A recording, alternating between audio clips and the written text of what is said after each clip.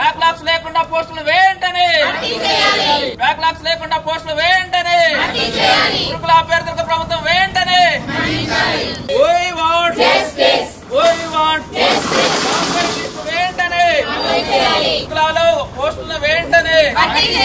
ఎక్కడి నుంచి వచ్చారు ఇప్పుడు రెండోసారి మూడోసారి చూస్తున్నా అసలు గత 5 నెలల నుంచి వస్తున్నామన్నా మేము 1:2 లో ఉన్న వాళ్ళము first JL PGT TGT fill చేసే 4,000 మంది ఫ్యామిలీస్ కి న్యాయం జరుగుతుందనే డిమాండ్ తోటి మేము గత 5 నెలల నుంచి తిరుగుతున్నాము. ఎలక్షన్ కోడ్ ముందేమో ఎలక్షన్ కోడ్ ఉంది తర్వాత అమలు చేస్తామన్నారు. ఇప్పుడేమో ఆల్రెడీ అవుట్ మనకు 1:1 వాళ్ళని వెరిఫికేషన్ కి పిలిచిర్రు. తర్వాత ఇప్పుడు వాళ్ళకి జూలై ఫస్ట్ వీక్ లో ఆర్డర్స్ ఇవ్వబోతున్నారు. వాళ్ళకి ఆర్డర్స్ ఇస్తే పోస్టులన్నీ బ్యాక్లాగ్ అయిపోతాయి. అప్పుడు మా పరిస్థితి ఏంటిది? మాకు ఒక వెబ్ నోట్ ఇచ్చి మీకు 1 సంవత్సరం ఆగండి అన్న ఆగుతాం, కానీ మాకు ఒక వెబ్ నోట్ ఇవ్వాలి. మీకు ఎలాంటి ప్రాబ్లం ఉండదు.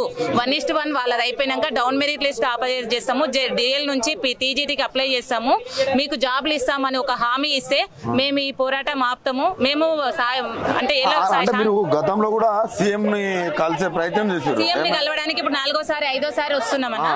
ఎలాంటి మాకు హామీ లేదు, ఏమి చేయట్లేదు. పోలీస్ వాళ్ళు మమ్మల్ని డిస్పర్ చేస్తున్నారు. అక్కడ గుడి దగ్గరికి వెళ్ళండి అంటే గుడి దగ్గర మేము ఏం చేస్తాము? ఇక్కడ ఉంటే సీఎం ఏదైనా హామీ ఇస్తాడనే ధైర్యంతో కూర్చుంటాము. మేము ఎక్కడ వెళ్ళినా కానీ మీకు అవుతుంది అంటారు, కానీ ఒక వెబ్ నోట్ ఇచ్చి ఏదైనా ఇచ్చే వరకు మేము ఇక్కడ నుంచి కదలమని చేస్తున్నాము. అవును, మరి వాళ్ళకి ఏం ప్రాబ్లం అవుతుందో వచ్చినప్పుడు మేము పక్కకు కూర్చుంటాము. గుడి దగ్గరికి వెళ్ళండి, గుడి దగ్గర ఏం చేస్తాం? మేము భిక్ష ఎత్తుకోవాలి ఇప్పుడు అడిగిపోయి. అదంతే ఒకటే ఉంది. గత 5 నెలల నుంచి ఎలాంటి స్పందన లేదంటున్నారు. మరి ఈ రోజు కూడా స్పందన రాదనుకోండి, రేపు రాదనుకోండి, ఎన్ని రోజులు ఉంటారు ఇట్లా? ఎన్ని రోజులైనా మేము ఇక వదిలిపెట్టాం. కంపల్సరీ మాకు డౌన్ మెరిట్ లిస్ట్ ఆపరేట్ చేసి కోర్ట్ ఆర్డర్ ని ఇంట్రీమ్ ఆర్డర్స్ ని గవర్నమెంట్ ఇచ్చే వరకు మేము ఈ పోరాటం ఆపము.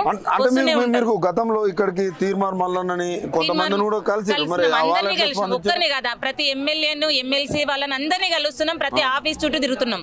ఒక్కరు కూడా మాకు స్పందించట్లేరు. జరుగుతుంది అంటున్నారు కానీ ఏ విధంగా జరుగుతుంది, ఎలా జరుగుతుంది అని మాకు చెప్పే వరకు మేము ఇక్కడ నుంచి జరగం. ఈ రోజు చెప్పండి మీ ప్రధాన డిమాండ్. మాకు స్పష్టమైన హామీ కావాలంతే, మేమేం అడగట్లేదు. మీరు ఒక వెబ్ నోట్ ఇచ్చి 1 ఇయర్ ఆపినా మేము ఆగుతాం, మేమేం ఇబ్బంది పెట్టాము. కానీ మీరు 5 నెలల నుంచి నాంచి మమ్మల్ని ఈ పొజిషన్ కి తీసుకొచ్చి ఇప్పుడు మీరు మీ పార్టీకి మీరు ఇంటీరియం ఆర్డర్స్ ని కూడా పట్టించుకోకుండా, కోర్టు తీర్పును కూడా పట్టించుకోకుండా మీ ఇష్టారాజ్యంగా ఫిల్అప్ చేస్తున్నారు గురుకుల పోస్టులు. ఈ రోడ్ల మీద కూర్చోవాల్సిన పరిస్థితి మరి ఏడ కూర్చోమంటారు చెప్పండి? ఏడ కూర్చోమంటారు? అంత మంచి ప్రజావాణి ఉంది, అయిపోయినాయి. ఆడ కూడా అయిపోయింది. ప్రజాపాలన ప్రజావాణి తీసుకొచ్చారు, అక్కడ కూడా అయిపోయింది. ఏమంటున్నారు మరి? అక్కడికి వెళ్తే చెప్తాము, ప్రభుత్వం దృష్టికి తీసుకెళ్తామన్నారు. ప్రభుత్వం ఉన్నదే ఈయనే కదా, అందుకే ప్రభుత్వం దగ్గరకే వచ్చినాం మేము కూడా. ఇప్పుడు ప్రజావాణి దగ్గరకు పోతే, ప్రజా దర్బార్కి పోతే అదే చెప్తారు, సీఎం దృష్టికి తీసుకెళ్తామన్నారు. ఇక వాళ్ళు తీసుకెళ్ళి ప్రజావానికి సీఎం రావట్లేదా? మేము వెళ్ళినప్పుడైతే రావట్లేదు. మేము వెళ్ళినప్పుడైతే అసెంబ్లీ శాఖ చెప్తున్నాడు, మంత్రులు వస్తున్నారు, సీఎం మేము వస్తున్నాము. వాళ్ళు వస్తున్నారో లేదో పక్కన పెడితే మేము వెళ్ళినప్పుడైతే సీఎం లేరు. మొత్తానికి ఇక్కడ ప్రధానంగా సీఎం గారికి చెప్పాలనుకుంటే ఏం చెప్తారు మీరు? మాకు వెంటనే స్పష్టమైన హామీ కావాలి, వెబ్ నోట్ రిలీజ్ చేయాలి. మీరు ఇచ్చేదాకా అయితే మేము కదిలేది లేదు. అది ఈ రోజు గానీ, రేపు గానీ, వారం గానీ, 10 రోజులు గానీ, ఎన్ని రోజులైనా పర్లేదు. ఇట్లనే కూర్చుంటే లాండ్ ఆర్డర్ ఇష్యూస్ వస్తాయి కదా. ఏం చేస్తారు? మమ్మల్ని అరెస్ట్ చేస్తారా? చేయండి. మేము ఉద్యోగాల్లో చేరి పాఠాలు చెప్పాలనుకుంటున్నాము. జైల్లో కూర్చొని చిప్పకూడదు తింటాం, అంతే అంతే అంతే. అంతకుమించి ఏం చేస్తాం? ఇంకా బయట తిరిగి కడుపు మార్చుకొని తిరిగే కంటే జైల్లో ఉంటే 3 పుట్టలు అన్నమన్న పెడతారు కదా సార్, ఆడనన్నా ఉంటాం. ఇక ఆ పరిస్థితులు వచ్చినాయి. జైలు అంటే నిరుద్యోగులు జైల్లో పరిస్థితులు వచ్చినాయి. జైలు కొట్టి జూనియర్ లెక్చరర్ అవ్వాల్సిన మేము జైల్లో ఉంటాం. ఏం చేస్తాం మరి? మేము నల్గొండ డిస్ట్రిక్ట్ నుంచి వచ్చామండి, నకరేకల్ నుంచి. అసలు ఏంటి రోడ్ల మీద కూర్చోండి? రోడ్ల మీద కూర్చున్న విషయం అండి, ప్రభుత్వము పోస్టింగ్ నింపే విషయంలో వాళ్ళు చేసినటువంటి తప్పిదం వల్ల మేము ఇప్పుడు శిక్ష అనుభవిస్తున్నాం. తప్పు చేసింది వాళ్ళు, శిక్ష అనుభవించేది మేము. ఇప్పుడు మాకు తప్పనిసరి పరిస్థితి, ఇప్పుడు చావు శరణ్యం అనేటువంటి సిచ్యువేషన్ లో వచ్చి రోడ్డు మీద పడ్డాం. మాకు వేరే ఆప్షన్ లేదు. ఇప్పుడు ఇన్ని రోజులు 5 నెలలుగా ఏం చేశారంటే, రేపిస్తాం మాపిస్తాం చెప్తాం, మీకు ప్రభుత్వం అనుకూలంగా ఉందని రియాజ్ గారు 2 నెలలు జరిపారు. ఆ 2 నెలలు తిప్పి ఆయన చుట్టూ తిరిగినాం, గాంధీ భవన్ తీసుకెళ్ళాడు, మధు గౌడ్ గారితో మాట్లాడారు, అన్ని మాట్లాడారు. ప్రభుత్వం మీకు అనుకూలంగా ఉంది, మీరు ఎక్కడ ముంగడ ధర్నా చేయొద్దు, మేము అన్ని చేస్తామంటే చూసుకుంటూ నమ్మినాం. 2 నెలలు ముంచిండు, నిండా మురగగానే ఎలక్షన్ కోడ్ వచ్చింది, మళ్ళీ 2 నెలలు పోయినాయి. ఆ కోడ్ 4 నెలలు అయిపోయింది. ఇప్పటికి 4 నెలలు అయినా ఇంతవరకు కోర్టు ఆర్డర్ కూడా వీళ్ళు ఫాలో కావట్లేదు. ఇటు కోర్టు ఆర్డర్ ఫాలో కావట్లేదు, ఒక ప్రెస్ నోట్ ఇవ్వట్లే, ఒక వెబ్ నోట్ ఇవ్వట్లే. ఇప్పుడు ఏం చేశారంటే అన్ని సొసైటీలకు ఆర్డర్స్ ఇచ్చారు. ఇప్పుడు సర్టిఫికేట్ వెరిఫై చేస్తున్నారు, వాళ్ళు పోస్టింగ్ నింపుతారు. ఈ 6వ తారీఖు నాడు అందరూ వెబ్ కౌన్సిలింగ్ అవుతుంది, 7 నాడు జాయిన్ అయిపోతారు. ఈ ఉద్యోగాలు ఇవ్వకపోవడానికి అసలు కారణాలు ఏంటి? ఉద్యోగం ఇవ్వకపోవడంలో ప్రభుత్వం ఉద్దేశపూర్వకంగా పోస్టులను మిగిల్చుకోవాలని ఇప్పుడు ఒక 4,000 పోస్టులు మిగిల్చుకొని మళ్ళా ఇంకొక 2-3 వేలు వేసేసి మేము ఒక 6-7 వేల పోస్టులు వేసామని డబ్బా కొట్టుకోవాలని చూస్తుంది. పక్క ఈ విషయాన్ని క్లియర్ గా ఈ రోజుకు మాకైతే అర్థమవుతున్న విషయం. ఇప్పుడు గత ప్రభుత్వం వేసినటువంటి నోటిఫికేషన్ లో 9,000 నింపిండ్రు. వీళ్ళు 9,000 నింపామంటారు, రేపు 6,000 నింపామంటారు, రేపు ఇవి కలిసి 15,000 నింపుదామంటారు. ఆడ పోయేసరికి నిలిగేది 7,000, 8,000 పోస్టులు మొత్తం బ్యాక్లాగ్ చేసుకోవాలి, ఇంకో నోటిఫికేషన్ కి వెళ్ళాలనే విషయం మీద స్పష్టంగా ప్రభుత్వం ఆలోచన ఉందనేది మాకు అర్థమవుతుంది. మమ్మల్ని నిండా ముంచాలనే ప్రభుత్వం యొక్క ఆలోచన తప్ప ఈ కుట్ర ఏమి లేదు. ఇది ప్రజా ప్రభుత్వమా? మేము కోరి తెచ్చుకున్న ప్రభుత్వం ఇదేనా? ఇప్పుడు ఎట్లా ఉందంటే మా పరిస్థితి, ఏరి కోరి తెచ్చుకున్న మొగుడు ఎగిరేరు కొడుతుంటే ఎన్ని పడ్డా కొట్టినా పడాలనే పరిస్థితి ఇలా కనిపించింది. అంటే మీరు 5 నెలల నుంచి జరగని విషయము ఒకరోజు జరుగుతుంది అనుకుంటారా? ఇక మాకు సమస్య లేదండి, మాకు సావే సరైన రేపు వాళ్ళకి పోస్టింగ్ ఇస్తే ఇవి డౌన్ మెరిట్ అయిపోతాయి. 3 సంవత్సరాలు చదివి జాబ్ తెచ్చుకున్నాము, వచ్చిన జాబే తీసుకోలేదు, వేరే పోస్ట్ చదివితే వస్తుందని గ్యారంటీ లేదు. మాకు ఏజ్ అయిపోయింది, ఏం చేయాలి? ఇప్పుడు చావాలా? మేము ఊరి పెట్టుకొని సచ్చే పరిస్థితి తప్ప ఏమీ లేదు. మేము నిజంగా చెప్తున్నాము, నిరుద్యోగులము గల్లి తిరిగి చెప్పులు అరిగే దాకా తిరిగి మా అమ్మలను, నాన్నలు, తాతలను అందరిని బతిలాడి ఓట్లు వేయించి మనకు ఈ ప్రభుత్వము వస్తుంది, మాకు ఉద్యోగాలు వస్తాయి, మా కళ్ళలో వెలుగు చూడాలంటే మీరు ఓట్లు వేయాలని మేము బతిలాడుకున్నామండి, తెచ్చుకున్నాము. మరి ఇప్పుడు వాళ్ళ ఇంట్రెస్ట్ అంతా ఎట్లా మారిందంటే టీఆర్ఎస్ నుంచి ఒక 5 ఎమ్మెల్యే గుంజుకోవాలని పడ్డది. ఇప్పుడు ఆల్రెడీ వయసు అయిపోయిన ఆయన జీవన్ రెడ్డి గారు, ఆయన ఏదో అలిగిండంట, బతిలాడడానికి 6 వారం రోజుల నుంచి మినిస్టర్లు ఆయన క్వార్టర్స్ చుట్టూ తిరుగుతున్నారు, ఒకరి కోసం తిరుగుతున్నారు. మరి జీవన్ రెడ్డి గారు ఓటేస్తే ఈ ప్రభుత్వం వచ్చిందా? లేకపోతే ఎవరేస్తే ఓటేస్తే జీవన్ రెడ్డి గారు వేస్తే ఇవాళ జీవన్ రెడ్డి అంత సమస్య మీద ఒకరిని బతిలాడడానికి కోసం తిరుగుతున్నారు. మరి ఇంతమంది 4,000 కుటుంబాలను ఎవరు బతిలాడాలి? మరి మా అందరి శవాల మీద నడుచుకుంటూ పోవాల్సి. ఇప్పుడు ప్రజాప్రభుత్వం అంటే ప్రజల్ని మరి ఏం చేస్తారు? తొక్కదలుచుకుంటారా? తొక్కండి.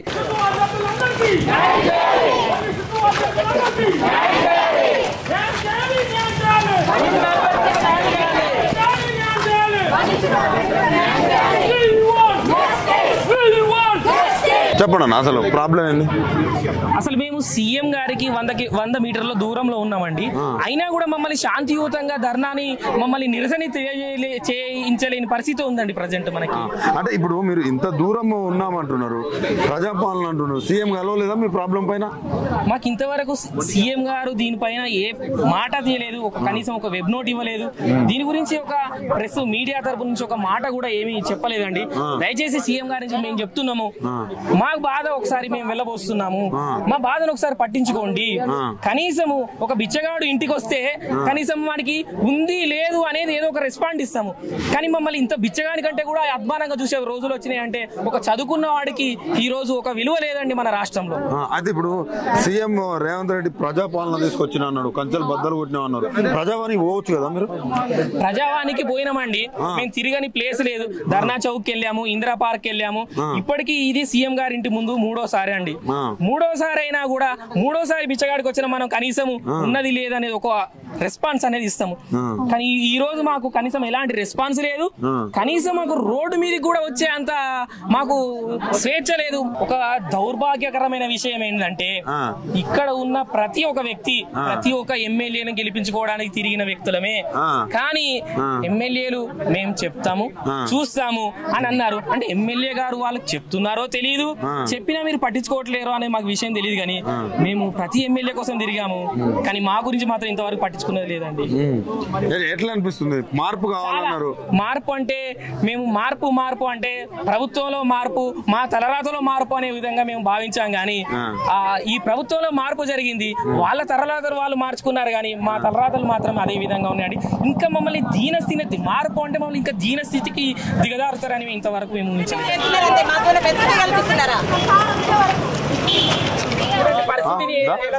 ఏముంది గవర్నమెంట్ మా మీద కక్ష పట్టింది, ఇక ఏం లేదు అంతే.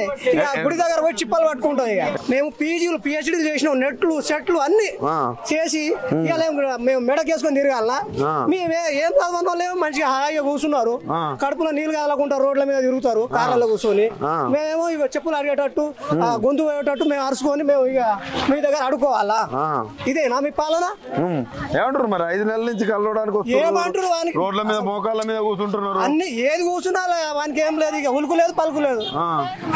మరి అంత వాడు వినానంత ఆవేదన ఎందుకు వచ్చింది మీకు? ఆవేదన అంటే మా జీవితాలు పోతున్నాయి, ఏజీ పోతుంది, మా అమ్మ నాన్న ముసలోళ్ళు అయిపోతున్నారు.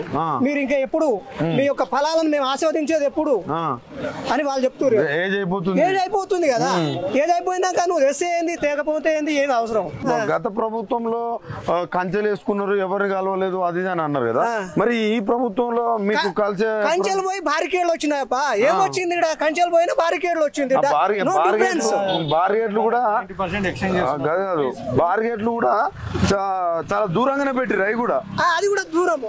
కంచెకు బారికేడ్ ఏం డిఫరెన్స్ లేదు, అంతే. రెండు ఒకటే కదా, మాట్లాడడానికి అట్లా ఒక 300 మీటర్స్ ఉన్నాం ఇప్పుడు మనం. అంతే అంతే. ఆయన ఇక్కడ కూడా మనకి ఇక్కడ స్వేచ్ఛ లేదు, ఆయన కూడా బయటికి. ప్రజా పరిపాలన అంటే ఇదే స్వేచ్ఛ లేకపోవడం. పెద్దంబగుడి టెంపుల్ కాడ కూర్చోమంటున్నారు, ఏం చేస్తారు ఆడ కూర్చొని? చిప్ప పట్టుకుంటాం అబ్బా, ఏం లేదు, చిప్ప పట్టుకుంటాం కంపల్సరీ. ఈసారి మీరు చిప్పలు పట్టుకునే పరిస్థితి వచ్చిందా? అట్లా చేస్తున్నారు మరి గవర్నమెంట్ అదే మాకు కల్పించారు. అది అంబేద్కర్ కల్పించిన రాజ్యాంగంలో ఇది మాకు చిప్పాలు గట్టి అన్నట్టు. ఓకే.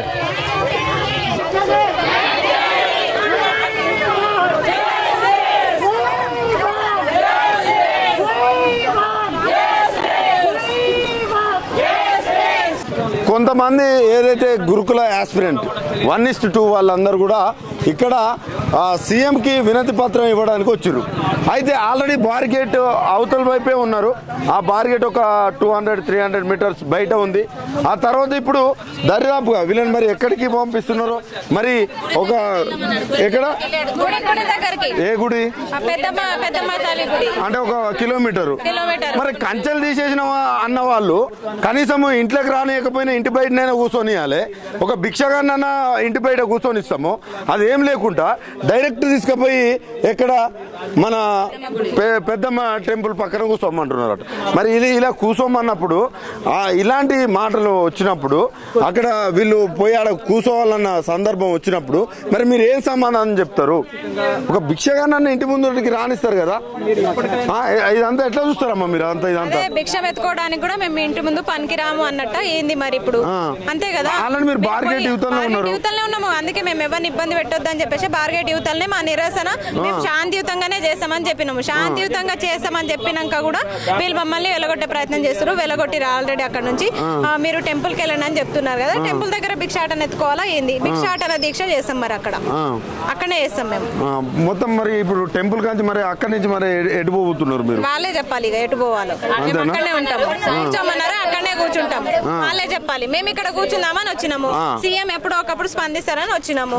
అయితే ఇక్కడ కూర్చొనియకుండా పంపిస్తున్నారు కాబట్టి మేము అక్కడనే కూర్చుంటాం, స్పందించేదాకా అక్కడనే కూర్చుంటాం. చూడండి, ఈ ఏంటంటే ఆల్రెడీ వాళ్ళకి జాబ్లు వచ్చేసినాయి. ఒకరికి సీఎం, ఒకరికి ఎమ్మెల్యే, ఒకరికి మంత్రి, ఒకరికి ఎమ్మెల్సీ, ఒకరికి ఎంపీ, ఆల్రెడీ అందరికి జాబ్లు వచ్చేసినాయి. మరి వీళ్ళు ఏంది, వీళ్ళ కథ ఏంది అసలు? వీళ్ళందరూ కూడా పెద్ద పెద్ద వాళ్ళకి ఏంది స్కూల్స్ లో చెప్పేవాళ్ళు కాదు, వీళ్ళందరూ లెక్చరర్స్ కావాల్సిన వాళ్ళు, వీళ్ళందరూ పెద్ద పెద్ద వాళ్ళకి చదువులు చెప్పాల్సిన వాళ్ళు. మీరు నీట్ పేపర్ లీక్ అయిందని ఏదైతే ధర్నా చేస్తున్నారో ఆ విద్యార్థులను తయారు చేసే వాళ్ళు వీళ్ళు. ఆ విద్యార్థులు తయారు కావాలంటే వీళ్ళు కాలేజీలలో బోధన చేయాలి. రోడ్ల మీద తిరుగుతున్నారు, రోడ్ల మీద ఎందుకు వస్తున్నారు? మరి అవుతుందా కాదా? మరి వేరే నోటిఫికేషన్ కన్నా చదువుకుంటారు, అది అవుతుందా కాదా అనే విషయం అన్నా చెప్పాలి. అది చెప్పట్లేరు, ఇది చెప్పట్లేరు. ఒక ప్రజాపాలన అంటే ఎవరికి ఇబ్బంది లేకుండా ప్రజాపాలన చేయాలి. మేము కోరుకునేది ఒకటే, వాళ్ళకి అవుతుందా కాదా ఏదో ఒకటి చెప్పాల్సిందే. ఆ మంత్రులు కలవరు, ఎవరు కలవరు, ఎందుకు కలవట్లేదు? కలుస్తున్నారమ్మా మీకు? ఇప్పుడు మేమే పోతున్నాం సార్, మేము పోయి రిప్రజెంటేషన్ ఇచ్చేసి వస్తున్నాము. మేమే కలిసి మేమే రిప్రజెంటేషన్ ఇచ్చేసి స్థానికంగా మీ ఎమ్మెల్యేలు ఏమంటున్నారు? మా ఎమ్మెల్యేలు చూస్తాము, గవర్నమెంట్ దృష్టిలో ఉంది, చూస్తాము, వస్తుంది, మీకు న్యాయం చేస్తామని చెప్తున్నారు. కానీ చేస్తామని నోటి మాట కదా, మాకు వెబ్ నోట్ కావాలని మేము అంటున్నాము. ఎందుకంటే ఇప్పుడు పీక్ స్టేజ్ కి వచ్చింది, పరిస్థితి చేయడానికి పోతుంది. ఇప్పుడు ఆల్రెడీ 10 days అయితే మొత్తం చూడండి, ఈ బాబు ఎంత స్కూల్ పోవాల్సిన బాబు, ఆ పిల్లోడు అకాడమిక్ ఇయర్ స్టార్ట్ అయింది, చదవాల్సిన పిల్లోడిని ఆ తల్లే కాకుండా ఆ పిల్లోడు కూడా రోడ్డు పైకి ఎక్కాల్సిన పరిస్థితి. ఇదా ప్రజాపాలన అంటే? ఇలా ఉంటుందా ప్రజాపాలన అంటే? తల్లి పిల్ల అందరు వచ్చి కుటుంబం మొత్తం రోడ్ల మీద పడడమా ప్రజాపాలన అంటే? ఏ విధంగా ఉండాలి పాపం? చూడండి, ఇలాంటి వాళ్ళని తీర్చిదిద్దాల్సిన వాళ్ళు వీళ్ళే రోడ్ల మీద ఎక్కితే వీళ్ళకే రోడ్ల మీద స్థానం, రోడ్ల మీద కూడా స్థానం లేదు. భిక్షగానికన్నా నాడు ఉంటుందేమో కానీ వీళ్ళకి ఆ రోడ్ల మీద కూర్చున్నా కూడా స్థానం లేదు. వీళ్ళ బతుకులు ఎవడు తీర్చిదిద్దాలి? వీళ్ళ బతుకులు ఎవరు తీర్చిదిద్దాలి? ఆఖరికి ఫోటోలకి వినతి పత్రం ఇవ్వాల్సిన పరిస్థితి ఈ తెలంగాణలో తీసుకొచ్చిరా. తెలంగాణలో ఫోటోలకి కూర్చుంటే వాళ్ళకి లేపే అధికారం లేదు. మమ్మల్ని అయితే ఎక్కడ కూర్చొని ఫోటోలకి వినతి పత్రాలు ఇచ్చే దౌర్భాగ్యం ఎక్కడి నుంచి వచ్చింది ఇదంతా? ఇప్పుడు వెళ్ళి టెంపుల్ కి ఆపోజిట్ గా ప్లేస్ ఉంది, అక్కడ కూర్చోండి అంటున్నారు, అక్కడ అడుక్కోండి అని చెప్తున్నారు. అర్థం కాక ఇక్కడ వరకు వస్తే వాళ్ళు ఎట్లా మాట్లాడుతున్నారు? తీవ్రవాదులమ్మా సార్, మేమేమన్నా చదువుకునే కదా రోడ్ల మీదకి వచ్చినాం. కనిపిస్తుంది కదా వాళ్ళకి 5 నెలల నుంచి ఎక్కడో కుమారి ఆంటీ గురించి దగ్గరికి పోయి మాట్లాడతారు. మేము 5 నెలల నుంచి తెలంగాణ బిడ్డలు తిరుగుతున్నా, కనిపిస్తలేదు ఆయనకి.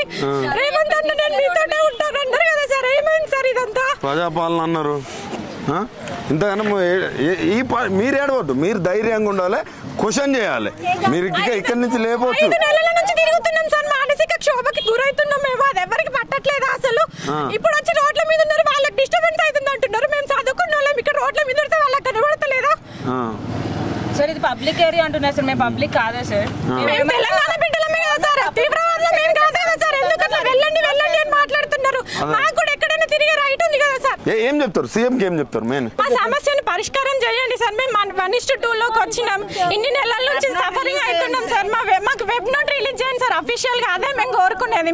మీకు వ్యతిరేక మసలే కాదు సార్. మేము మీకు ఓట్లేసి, నేను కాంగ్రెస్ గవర్నమెంట్ ఓట్లేసి ఆయన గెలిపించుకున్నాం సార్, మాకు మంచి చేస్తాడు అనేసి. ఇప్పుడు ఇంత రోడ్ల మీకు వచ్చే పరిస్థితి ఎందుకు వచ్చింది సార్ మాకు?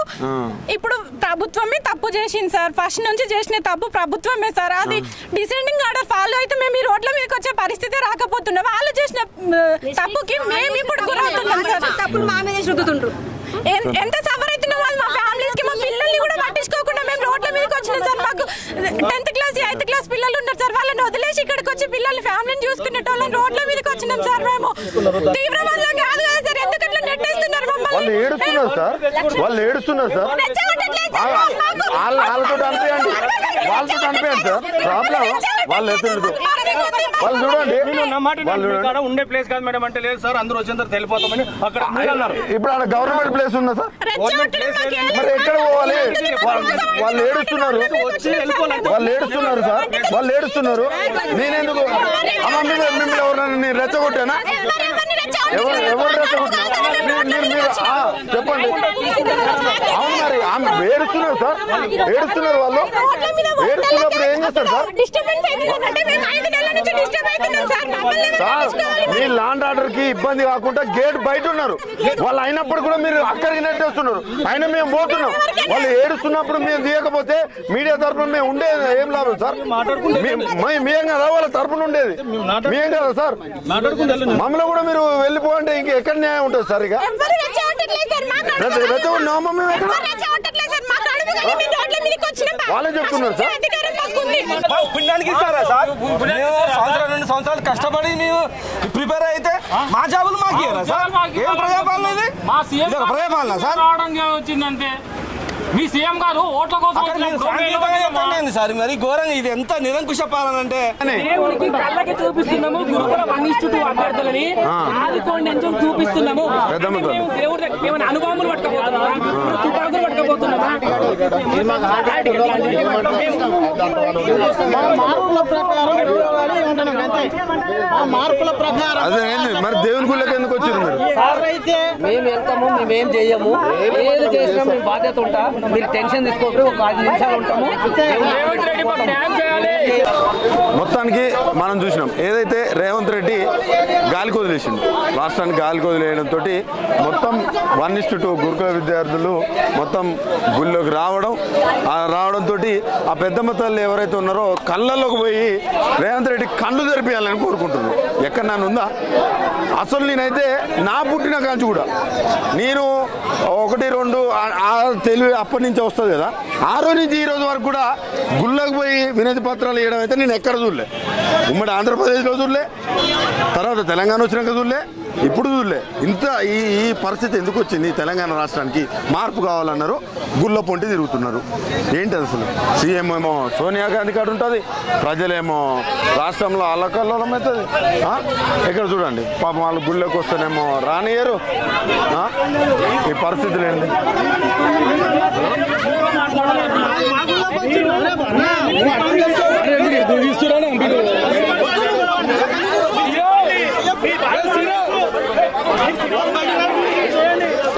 ఎందుకు ఎలా కొడుతున్నారు మమ్మల్ని? ఎందుకు వేస్తున్నావు?